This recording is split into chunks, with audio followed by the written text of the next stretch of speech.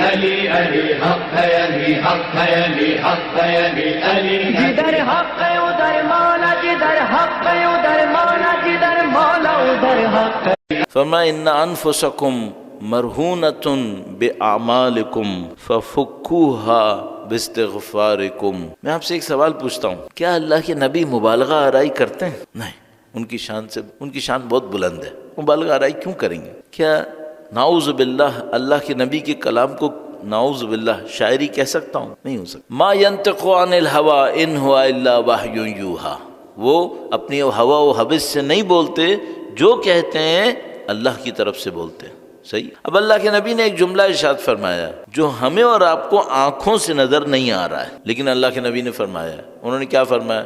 ان انفسکم مرہونۃ باعمالکم، فرمایا تمہارے نفوس تمہارے اعمال کی زنجیروں میں جکڑے ہوئے ہیں۔ صحیح ہے۔ اچھا، ہمیں اپنے بدن پر کوئی زنجیر لگی ہوئی نظر آ رہی ہے کیا؟ نہیں۔ اللہ کے نبی نے ابدان کہا بھی نہیں ہے، بدن نہیں کہا ہے، نفوس کہا ہے۔ نفوس وہ ہماری روح، وہ ہمارا نان میٹیریل حصہ، اس کو فرمایا ان انفسکم مرہونۃ باعمالکم، تمہارے نفوس تمہارے، اب ظاہر یہ جو اعمال کہا ہے اس میں اچھے اعمال زنجیر نہیں لگاتے، اچھے اعمال انسان کو پرواز دیتے ہیں، اچھے اعمال انسان کو ایلیویٹ کرتے ہیں، یہ برے اعمال ہوتے ہیں جو انسان کو جکڑ لیتے ہیں۔ تو یہاں پہ اعمال سے مراد اچھے اعمال نہیں ہیں، برے اعمال ہیں۔ ان انفسکم مرہونۃ باعمالکم، تمہارے نفوس تمہارے اعمال کی زنجیروں میں جکڑ گئے ہیں۔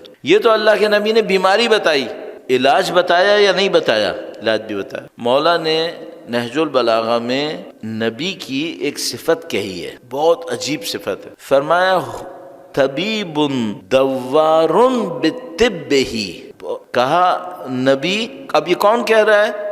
مولا امیر المومنین ارشاد فرما رہے ہیں، باہر کچھ بچے باتیں کر رہے ہیں، مجھے ان کو دیکھ کر ایک افسوس یہ ہو رہا ہے کہ یہ سن کیوں نہیں رہے، پھر دوسرا یہ ہو رہا ہے کہ میرا ذہن ان کی باتوں کی آواز میں آ رہا ہے۔ تو اگر آپ باہر بیٹھے ہوئے بھی ہیں تو خاموش بیٹھیں، صحیح، کوئی مسئلہ نہیں ہے باہر بیٹھنا۔ درود بھیجیں محمد و آل محمد، صلی علی محمد آل محمد وعجل فرج۔ میں مذاق میں کہتا ہوں کہ میری آنکھیں خراب ہیں، کان ابھی تک صحیح ہے تو آنکھوں میں تو گڑبڑ آ گئی ہے بہت پرانی، کانوں میں ابھی تک شاید نہیں آئی ہے، ایک آواز آتی ہے لیکن وہ مجھے پتہ ہے بیماری کیا ہے۔ تو یہ جو اچھے اعمال ہوتے ہیں یہ انسان کو بلند کرتے ہیں، برے اعمال جو ہوتے ہیں وہ انسان کو جکڑ لیتے ہیں۔ اب میں ایک پتہ نہیں کوئی بات کہنے والا تھا، میرے ذہن سے نکل گئی۔ نبی، ہاں، امیر المومنین نے فرمایا تھا طبیب دوار بطبہ، فرمایا وہ نبی ایسے، میں اردو ابھی پاکستانی انوائرمنٹ کے ساتھ،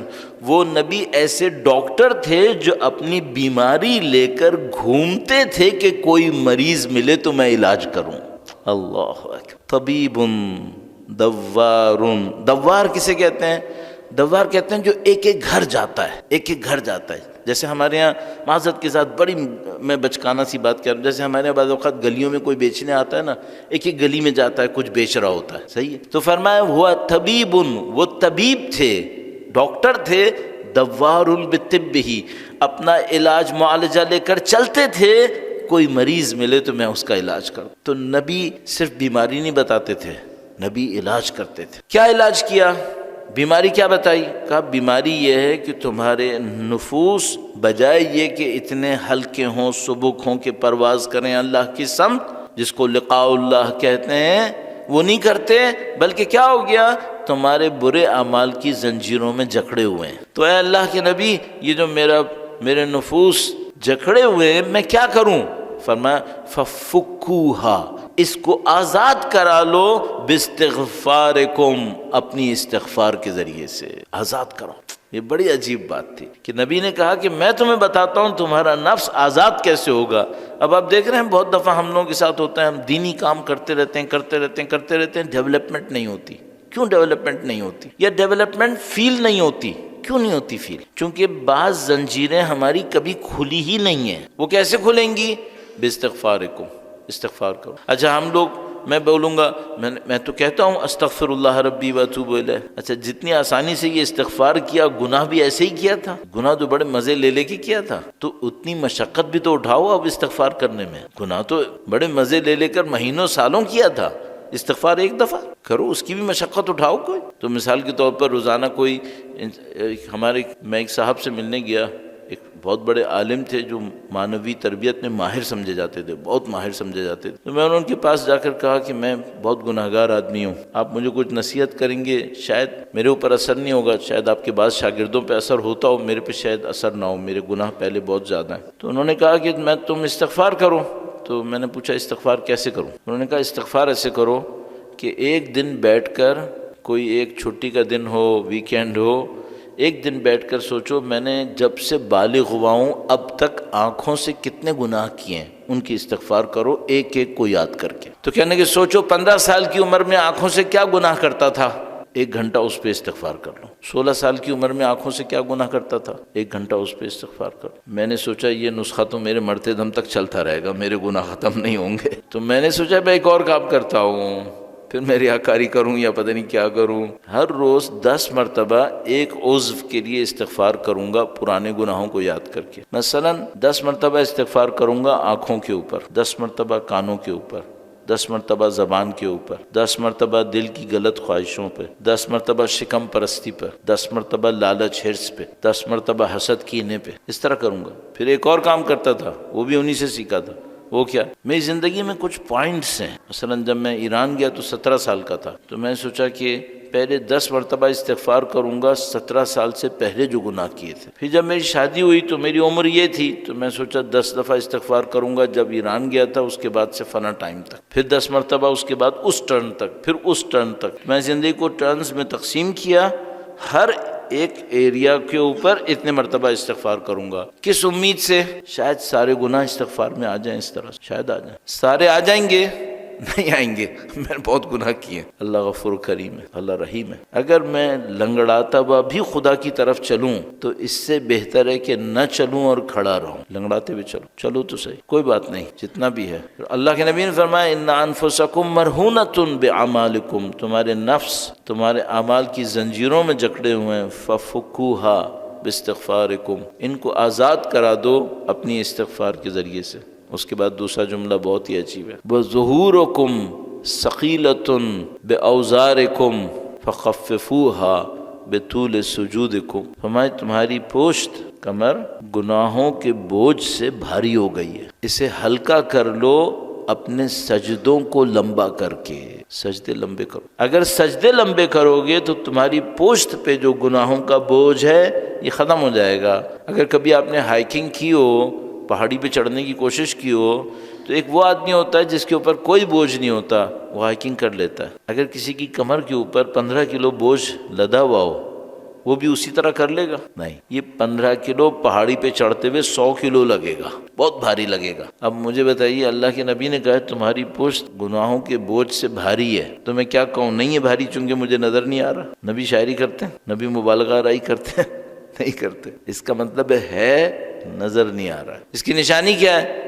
اس کی نشانی یہ ہے کہ دین پر عمل کرنے میں سست ہوں. کیوں میری رفتار سست ہے؟ چونکہ میری پشت بھاری ہے. چونکہ میری پشت بھاری ہے. اگر پشت بھاری نہیں ہوتی میں اتنا سست نہیں ہوتا. اب میں ایک عمل آپ کی خدمت میں عرض کرنا چاہ رہا ہوں. بے علموں کے لیے ایک عمل تجویز کیا ہے، ایک عمل تجویز کیا ہے. یہ میں آپ کو کیوں سنا رہا ہوں؟ یہ نبی کے اس فرمان کی روشنی میں سنا رہا ہوں، ان انفسکم مرہونۃ باعمالکم، تمہارے نفس تمہارے اعمال کی زنجیروں میں جکڑے ہوئے ہیں. آیت اللہ مرزا جواد مالکی نے ایک عمل تجویز کیا ہے. ایک اور بہت بڑے عارف تھے آیت اللہ کشمیری، انہوں نے اس عمل کو دوبارہ دہرایا اپنے ایک کلپ کے اندر کہ یہ ضرور کرنا چاہیے. وہ عمل کیا ہے؟ انہوں نے کہا کہ سجدے میں جائیں اور آئے کریمہ ہے جس کو ذکر یونسیہ کہا جاتا ہے، لا الہ الا انت سبحانک انی کنت من الظالمین، اس کو کثرت سے پڑھیں. کیا سوچ کے پڑھیں؟ یہ سوچ کے پڑھیں کہ میں ایک پرندے کی طرح ایک پنجرے میں قید ہو گیا ہوں اور مجھے اس قید سے آزاد ہونا ہے، اور یہ آئے کریمہ مجھے اس قید سے آزاد کرا دے گی. تو ان کے ایک شاگرد نے یہ کثرت سے کیا، تو اس نے کہا کہ میں نے یہ دیکھا کہ میں پنجرے میں قید تھا، میں آزاد ہو گیا.